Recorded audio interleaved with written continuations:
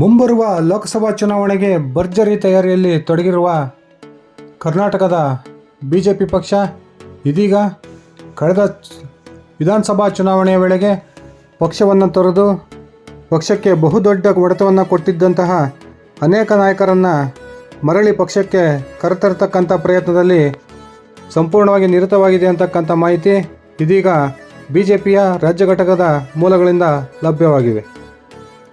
ಕಳೆದ ವಿಧಾನಸಭಾ ಚುನಾವಣೆಯ ವೇಳೆಗೆ ಬಿಜೆಪಿ ಪಕ್ಷದ ಟಿಕೆಟ್ ಹಂಚಿಕೆಯಲ್ಲಿ ಉಂಟಾಗಿದ್ದಂಥ ಗೊಂದಲದಿಂದ ಅನೇಕ ಬಿಜೆಪಿಯ ಪ್ರಮುಖ ನಾಯಕರು ಟಿಕೆಟ್ ಕೈತಪ್ಪಿದ ಉದ್ದೇಶದಿಂದ ಬಿಜೆಪಿಯನ್ನು ತೊರೆದು ವಿವಿಧ ಪಕ್ಷಗಳಿಗೆ ಸೇರ್ಪಡೆ ಆಗೋದ್ರ ಮೂಲಕ ಬಹುದೊಡ್ಡ ಹೊಡೆತವನ್ನು ವಿಧಾನಸಭಾ ಚುನಾವಣೆಯಲ್ಲಿ ಬಿಜೆಪಿ ಪಕ್ಷಕ್ಕೆ ನೀಡಿದ್ದಂಥದ್ದು ನಮಗೆಲ್ಲ ಗೊತ್ತಿರತಕ್ಕಂಥ ವಿಷಯವೇ ಆಗಿದೆ. ಅದರಲ್ಲೂ ಕೂಡ ಉತ್ತರ ಕರ್ನಾಟಕದ ಪ್ರಮುಖ ಲಿಂಗಾಯತ ನಾಯಕರುಗಳು ಅದೇ ರೀತಿ ಇನ್ನೂ ಅನೇಕ ನಾಯಕರು ಬಿಜೆಪಿ ಪಕ್ಷವನ್ನು ತೊರೆಯೋದ್ರ ಮೂಲಕ ಉತ್ತರ ಕರ್ನಾಟಕದ ಭಾಗದಲ್ಲಿ ಬಿಜೆಪಿಗೆ ಬಹುದೊಡ್ಡ ಹೊಡೆತ ಕಳೆದ ವಿಧಾನಸಭಾ ಚುನಾವಣೆಯಲ್ಲಿ ಬಿದ್ದಿದ್ದು ನಮಗೆಲ್ಲ ತಿಳಿದಿರತಕ್ಕಂಥ ವಿಷಯ. ಇದೀಗ ಆ ಒಂದು ಡ್ಯಾಮೇಜನ್ನು ಕಂಟ್ರೋಲ್ ಮಾಡ್ಕೊಳ್ಳೋ ಒಂದು ಪ್ರಯತ್ನಕ್ಕೆ ಕರ್ನಾಟಕದ ಬಿಜೆಪಿ ಕೈ ಹಾಕಿದಂತೆ ಕಂಡು ಬರ್ತಾ ಇದೆ. ಮುಂಬರುವ ಲೋಕಸಭಾ ಚುನಾವಣೆಯಲ್ಲಿ ಭರ್ಜರಿ ಗೆಲುವನ್ನು ಮತ್ತೊಮ್ಮೆ ಕರ್ನಾಟಕದಲ್ಲಿ ಕಾಣಬೇಕು ಅಂತಕ್ಕಂಥ ಗುರಿಯನ್ನು ಇಟ್ಕೊಂಡಿರ್ತಕ್ಕಂಥ ಬಿಜೆಪಿ ಇದೀಗ ತನ್ನ ಕಳೆದ ವಿಧಾನಸಭಾ ಚುನಾವಣೆಯಲ್ಲಿ ಆದಂಥ ತಪ್ಪುಗಳನ್ನು ತಿದ್ದುಕೊಂಡು ಮತ್ತೊಮ್ಮೆ ಪಕ್ಷವನ್ನು ತಳಮಟ್ಟದಿಂದ ಸಂಘಟನೆ ಮಾಡಿ ಲೋಕಸಭಾ ಚುನಾವಣೆಯಲ್ಲಿ ಹೆಚ್ಚು ಸ್ಥಾನಗಳನ್ನು ಗೆಲ್ಲುವ ಒಂದು ತವಕವನ್ನು ಹೊಂದಿದೆ. ಈ ನಿಟ್ಟಿನಲ್ಲಿ ಪಕ್ಷವನ್ನು ತೊರೆದು ಅನ್ಯ ಪಕ್ಷಕ್ಕೆ ಸೇರ್ಪಡೆಯಾಗಿದ್ದಂತಹ ನಾಯಕರನ್ನು ಕರೆತರತಕ್ಕಂಥ ಪ್ರಯತ್ನಕ್ಕೆ ಇದೀಗ ರಾಷ್ಟ್ರೀಯ ನಾಯಕರ ಒಪ್ಪಿಗೆಯನ್ನು ಪಡೆದು ರಾಜ್ಯ ಘಟಕದ ಅನೇಕ ನಾಯಕರು ಕೈ ಹಾಕಿದ್ದಾರೆ ಅಂತಲೇ ಹೇಳ್ಬೋದು. ಅದರಲ್ಲೂ ಕೂಡ ಬಿಜೆಪಿ ರಾಜ್ಯಾಧ್ಯಕ್ಷರಾಗಿ BY ವಿಜಯೇಂದ್ರ ಅವರು ನೇಮಕವಾದ ನಂತರ ಕಳೆದ ವಿಧಾನಸಭಾ ಚುನಾವಣೆಯ ವೇಳೆಗೆ ಪಕ್ಷದಿಂದ ಮುನಿಸಿಕೊಂಡು ಪಕ್ಷವನ್ನು ತೊರೆದು ಹೋಗಿದ್ದಂತಹ ಅನೇಕ ಪ್ರಮುಖ ನಾಯಕರನ್ನು ಮರಳಿ ಬಿಜೆಪಿಗೆ ಕರೆತರೋ ಪ್ರಯತ್ನವನ್ನು ಅತ್ಯಂತ ಸೀರಿಯಸ್ ಆಗಿ ಕೈಗೊಂಡಿದ್ದಾರೆ ಅಂತಲೇ ಹೇಳ್ಬೋದು. ಹೌದು ಸ್ನೇಹಿತರೆ, ಇದೀಗ ಉತ್ತರ ಕರ್ನಾಟಕ ಭಾಗದ ಪ್ರಮುಖ 3 ನಾಯಕರನ್ನು ಬಿಜೆಪಿಗೆ ಕರೆತರೋ ಪ್ರಯತ್ನಕ್ಕೆ BY ವಿಜಯೇಂದ್ರ ಅವರು ಕೈ ಹಾಕಿದ್ದಾರೆ ಅಂತಕ್ಕಂಥ ಮಾಹಿತಿ ಈ ಬಿಜೆಪಿ ಪಕ್ಷದ ಮೂಲಗಳಿಂದ ಲಭ್ಯವಾಗಿದೆ. ಆ 3 ಪ್ರಮುಖ ಬಿಜೆಪಿ ನಾಯಕರು ಯಾರು ಅನ್ನೋದನ್ನು ತಿಳ್ಕೊಳ್ಳೋಣ ಬನ್ನಿ ಸ್ನೇಹಿತರೆ. ಅದಕ್ಕಿಂತ ಮುಂಚೆ ನೀವಿನ್ನು ನನ್ನ ಇಟ್ಕೆ ಹೇಮಂತ್ ಯೂಟ್ಯೂಬ್ ಚಾನಲ್ಗೆ ಸಬ್ಸ್ಕ್ರೈಬ್ ಮಾಡ್ಕೊಂಡಿಲ್ಲ ಅಂದರೆ ದಯವಿಟ್ಟು ಈಗಲೇ ಸಬ್ಸ್ಕ್ರೈಬ್ ಮಾಡಿಕೊಂಡು ಬೆಲ್ ಬಟನನ್ನು ಕ್ಲಿಕ್ ಮಾಡಿ. ನಾನು ಕೊಡೋ ಮಾಹಿತಿ ನಿಮಗೆ ಇಷ್ಟ ಆಗಿದ್ದರೆ ದಯವಿಟ್ಟು ಈ ವಿಡಿಯೋಗೆ ಲೈಕ್ ಮಾಡಿ, ಶೇರ್ ಮಾಡಿ, ಅದೇ ರೀತಿ ಕಮೆಂಟ್ ಮಾಡಿ. ಬಿಜೆಪಿ ರಾಜ್ಯಾಧ್ಯಕ್ಷರಾಗಿ ನೇಮಕಗೊಂಡಿರ್ತಕ್ಕಂಥ BY ವಿಜಯೇಂದ್ರ ಅವರು ತಾನು ರಾಜ್ಯಾಧ್ಯಕ್ಷನಾಗಿ ನೇಮಕವಾದ ನಂತರ ಇಡೀ ರಾಜ್ಯದಲ್ಲಿ ಪ್ರವಾಸವನ್ನು ಕೈಗೊಳ್ಳೋದ್ರ ಮೂಲಕ ಬಿಜೆಪಿ ಕಾರ್ಯಕರ್ತರ ಒಂದು ಮನಸ್ಸಿನಲ್ಲಿ ಉತ್ತಮವಾದ ಉತ್ಸಾಹವನ್ನು ತುಂಬ್ತಾ ಬರ್ತಿದ್ದಾರೆ ಅಂತಕ್ಕಂಥ ಮಾತು ನಮಗೆಲ್ಲ ಗೊತ್ತೇ ಇದೆ. ಇದೀಗ ಬಿಜೆಪಿಯನ್ನು ಇನ್ನಷ್ಟು ಸದೃಢಗೊಳಿಸೋ ನಿಟ್ಟಿನಲ್ಲಿ ಕಳೆದ ವಿಧಾನಸಭಾ ಚುನಾವಣೆಯಲ್ಲಿ ಬಿಜೆಪಿಯನ್ನು ತೊರೆದು ಹೋಗಿದ್ದಂತಹ ಅನೇಕ ನಾಯಕರನ್ನು, ಅದರಲ್ಲೂ ಕೂಡ ಉತ್ತರ ಕರ್ನಾಟಕ ಭಾಗದ ಪ್ರಮುಖ ಲಿಂಗಾಯತ ನಾಯಕರನ್ನು ಬಿಜೆಪಿ ಪಕ್ಷಕ್ಕೆ ಕರೆತರೋ ಪ್ರಯತ್ನಕ್ಕೆ ಇದೀಗ ರಾಜ್ಯ ಘಟಕದ ಅಧ್ಯಕ್ಷ BY ವಿಜಯೇಂದ್ರ ಅವರು ಒಂದು ಪ್ರಯತ್ನವನ್ನು ಮುಂದುವರಿಸಿದ್ದಾರೆ.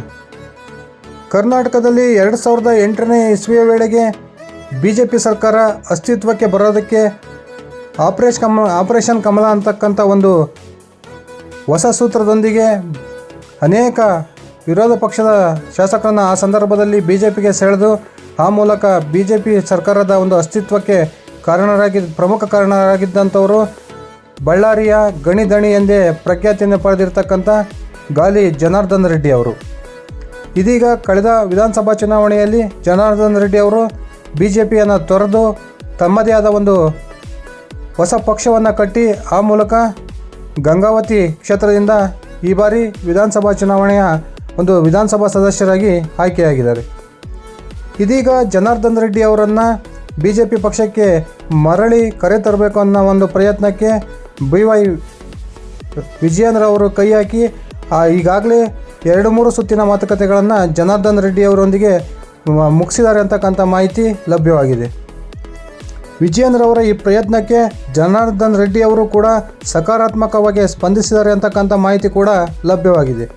ಅದೇ ರೀತಿ ಕಳೆದ ವಿಧಾನಸಭಾ ಚುನಾವಣೆಯಲ್ಲಿ ಬಿಜೆಪಿಯಿಂದ ಟಿಕೆಟನ್ನು ನಿರಾಕರಿಸಲ್ಪಟ್ಟು ಪಕ್ಷೇತರ ಅಭ್ಯರ್ಥಿಯಾಗಿ ಚುನಾವಣೆಗೆ ಸ್ಪರ್ಧೆ ಮಾಡಿದ್ದಂತಹ ಬಿಜೆಪಿಯ ಮಾಜಿ ಶಾಸಕ ಹಾಗೂ ಯಡಿಯೂರಪ್ಪನವರ ಕುಟುಂಬದ ಸಂಬಂಧಿಯೂ ಆಗಿರ್ತಕ್ಕಂಥ ಅಯ್ಯನ್ ಚಿಕ್ಕನಗೌಡರವರನ್ನು ಸಹ ಬಿಜೆಪಿಗೆ ಮರಳಿ ತರೋ ಪ್ರಯತ್ನಕ್ಕೆ BY ವಿಜಯೇಂದ್ರ ಹಾಗೂ BS ಯಡಿಯೂರಪ್ಪನವರು ಕೈ ಹಾಕಿದ್ದಾರೆ ಅಂತಕ್ಕಂಥ ಮಾಹಿತಿ ಕೂಡ ಲಭ್ಯವಾಗಿದೆ. ಅಯ್ಯನ್ ಚಿಕ್ಕನಗೌಡ ಅವರು BS ಯಡಿಯೂರಪ್ಪನವರ ಕುಟುಂಬದ ಸಂಬಂಧಿಕರಾಗಿರೋದ್ರಿಂದ ಮೊನ್ನೆ ತಾನೇ ಚಿಕ್ಕನಗೌಡರು ಕಾಂಗ್ರೆಸ್ ಸೇರ್ಪಡೆ ಆಗ್ತಾರೆ ಅಂತಕ್ಕಂಥ ಒಂದು ಸುದ್ದಿಯನ್ನು ರಾಜ್ಯ ರಾಜಕೀಯ ವಲಯದಲ್ಲಿ ಹಬ್ಬಿತ್ತು. BY ವಿಜಯೇಂದ್ರ ರಾಜ್ಯಾಧ್ಯಕ್ಷರಾಗಿ ನೇಮಕವಾದ ನಂತರ ಆ ಒಂದು ಸುದ್ದಿಗೆ ತಡೆ ಬಿದ್ದಿದೆ ಅಂತಲೇ ಹೇಳ್ಬೋದು.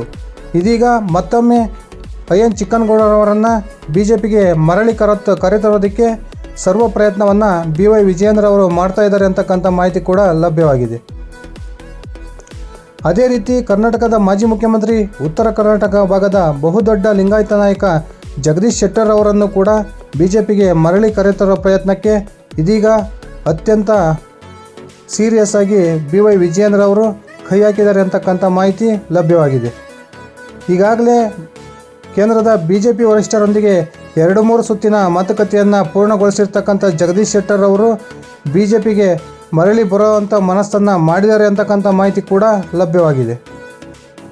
ಜಗದೀಶ್ ಶೆಟ್ಟರ್ ಅವರಿಗೆ ಬೆಳಗಾವಿ ಅಥವಾ ಹಾವೇರಿ ಲೋಕಸಭಾ ಕ್ಷೇತ್ರದ ಒಂದು ಟಿಕೆಟ್ ಆಫರನ್ನು ಮಾಡಿರ್ತಕ್ಕಂಥ ರಾಷ್ಟ್ರೀಯ ಬಿಜೆಪಿ ಮುಖಂಡರು ತಮಗೆ ಮುಂದಿನ ದಿನಗಳಲ್ಲಿ ಯಾವುದೇ ರೀತಿಯ ನೋವಾಗದಂತೆ ನಾವು ಪಕ್ಷದಲ್ಲಿ ನಿಮ್ಮ ಗೌರವವನ್ನು ಕಾಪಾಡ್ತೀವಿ ಅಂತಕ್ಕಂಥ ಭರವಸೆಯನ್ನು ನೀಡಿದ್ದಾರೆ ಅಂತಕ್ಕಂಥ ಒಂದು ಸುದ್ದಿ ಇದೀಗ ಲಭ್ಯವಾಗಿದೆ.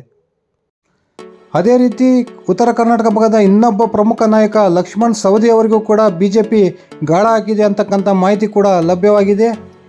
ಜಗದೀಶ್ ಶೆಟ್ಟರ್ ಹಾಗೂ ಲಕ್ಷ್ಮಣ್ ಸವದಿ ಇಬ್ಬರೂ ಕೂಡ BS ಯಡಿಯೂರಪ್ಪನವರ ಅತ್ಯಾಪ್ತ ಬಳಗದಲ್ಲಿ ಮೊದಲಿನಿಂದಲೂ ಕೂಡ ಗುರುತಿಸ್ಕೊಂಡಿರ್ತಕ್ಕಂಥವರು.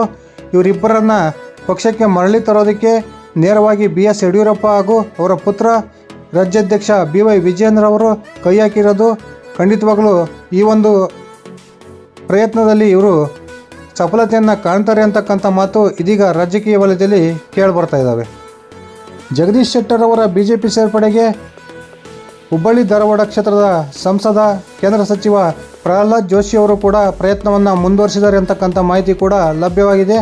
ಇದೆಲ್ಲ ಬೆಳವಣಿಗೆಗಳು ಇನ್ನೊಂದು 2 ತಿಂಗಳಲ್ಲಿ ನಡೀಲಿಕ್ಕಿದ್ದಾವೆ. ಖಂಡಿತವಾಗಲೂ ಸ್ನೇಹಿತರೆ ಕಾದು ನೋಡೋಣ. ಈ ಎಲ್ಲ ಪ್ರಮುಖ ನಾಯಕರು ಬಿಜೆಪಿಗೆ ಮತ್ತೆ ಮರಳಿ ಸೇರ್ಪಡೆ ಆಗ್ತಾರಾ? ಆ ಮೂಲಕ ಉತ್ತರ ಕರ್ನಾಟಕ ಭಾಗದಲ್ಲಿ ಬಿಜೆಪಿ ಮತ್ತಷ್ಟು ಸದೃಢಗೊಳ್ಳುತ್ತಾ ಅಂತಕ್ಕಂಥದ್ದನ್ನು ಈ ಎಲ್ಲ ನಾಯಕರ ಬಿಜೆಪಿ ಸೇರ್ಪಡೆಯಿಂದ ಮತ್ತೊಮ್ಮೆ ಉತ್ತರ ಕರ್ನಾಟಕ ಭಾಗ ಬಿಜೆಪಿಯ ಭದ್ರಕೋಟೆ ಅನ್ನೋದನ್ನು ಮತ್ತೂ ಸಹ ಅಸ್ತಿತ್ವವನ್ನು ಉಳಿಸಿಕೊಳ್ಳೋದ್ರ ಮೂಲಕ ತನ್ನ ಹೆಚ್ಚು ಸ್ಥಾನವನ್ನು ಮುಂದಿನ ಲೋಕಸಭಾ ಚುನಾವಣೆಯಲ್ಲಿ ಗೆಲ್ಲುತ್ತಾ ಈ ಪ್ರಶ್ನೆಗಳಿಗೆ ಉತ್ತರ ಇನ್ನೇನು ಕೆಲವೇ ದಿನಗಳಲ್ಲಿ ಬಹಿರಂಗಗೊಳ್ಳಲಿದೆ. ಇದಿಷ್ಟಾಗಿತ್ತು ಸ್ನೇಹಿತರೆ ನನ್ನ ಇವತ್ತಿನ ವಿಡಿಯೋ. ನಾನು ಕೊಟ್ಟಿರ್ತಕ್ಕಂಥ ಮಾಹಿತಿ ನಿಮಗೆ ಇಷ್ಟ ಆಗಿದ್ದರೆ ದಯವಿಟ್ಟು ಈ ವಿಡಿಯೋಗೆ ಲೈಕ್ ಮಾಡಿ, ಶೇರ್ ಮಾಡಿ, ಕಮೆಂಟ್ ಮಾಡಿ.